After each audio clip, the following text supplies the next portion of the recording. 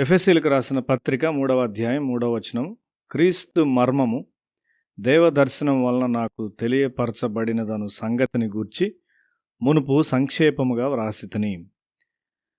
యేసుక్రీస్తు ఈ లోకంలోనికి రాకముందు బయలుపరచబడిన ఒక మర్మమును గూర్చి పరిశుద్ధుడైన పౌలు మాట్లాడుచున్నాడు.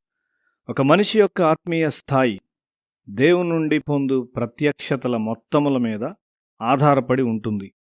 క్రైస్తవ్యము ప్రత్యక్షతకు సంబంధించిన భక్తే గాని ఆలోచించుటకు లేదా చదువుటకు సంబంధించినది కాదు. నీవు నిజమైన క్రైస్తవ జీవితమును జీవించినట్లయితే అనంతమైన దేవుని శక్తి నిన్ను వెంబడిస్తుంది. పరిశుద్ధుడైన పౌలు ఒకనాడు పరిసయ్యునిగా ఉండి తన జ్ఞానమును చాలా జాగ్రత్తగా అనుసరించుటకు ప్రయత్నించాడు.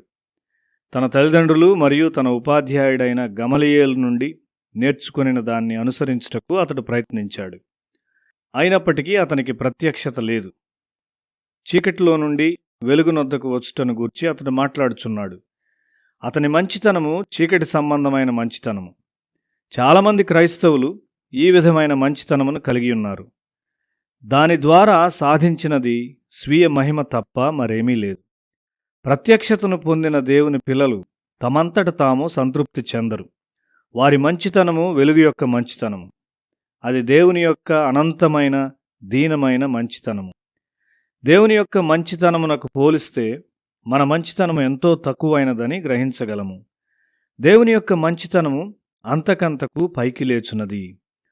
అన్యులకిచ్చుటకు ఈ ప్రత్యక్షత పౌలునకు వచ్చినది.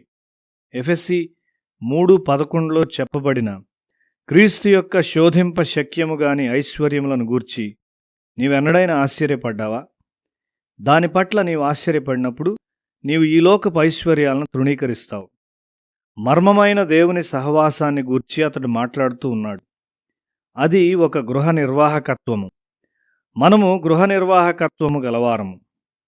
ప్రతి ఒక్కరూ ఒక ప్రత్యక్షతను పొందుకుంటారు. ఆ ప్రత్యక్షత ద్వారా ప్రతి ఒక్కరము దేవుని రాజ్యమునకు తగిన వారముగా ఉంటాము. వంతెనలు నిర్మించబడినప్పుడు వేర్వేరు భాగములను వేర్వేరు కంపెనీల వారు తయారు చేస్తారు. అయితే అవి సమీకరించబడినప్పుడు అవి పరిపూర్ణమైన వంతెనగా ఉండును. మనలో ప్రతి ఒక్కరికి గృహ నిర్వాహకత్వమునకు సంబంధించిన ప్రత్యక్షత వచ్చినప్పుడు మనము సహవాసములో తగిన వారమై దేవుని మహిమను పరిపూర్ణంగా బయలుపరుస్తాము. ఆ ప్రత్యక్షత నీకు రానప్పుడు సహవాసము నుండి నేను ఏమి పొందుకుంటాను అనే వైఖరిని కలిగి ఉంటావు. అదే ప్రత్యక్షత నీకు వచ్చినప్పుడు సహవాసంలో నన్ను ఏమి చేయాలి అని దేవుడు కోరుతున్నాడు అనే వైఖరి నీదిగా ఉంటుంది.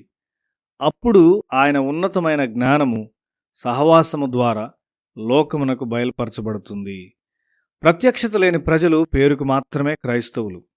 నీ యొద్దకు దేవుని ప్రత్యక్షత వచ్చినప్పుడు నీవు ఒక పాపివని మరియు యేసు నీ రక్షకుడని నీవు తెలుసుకుంటావు.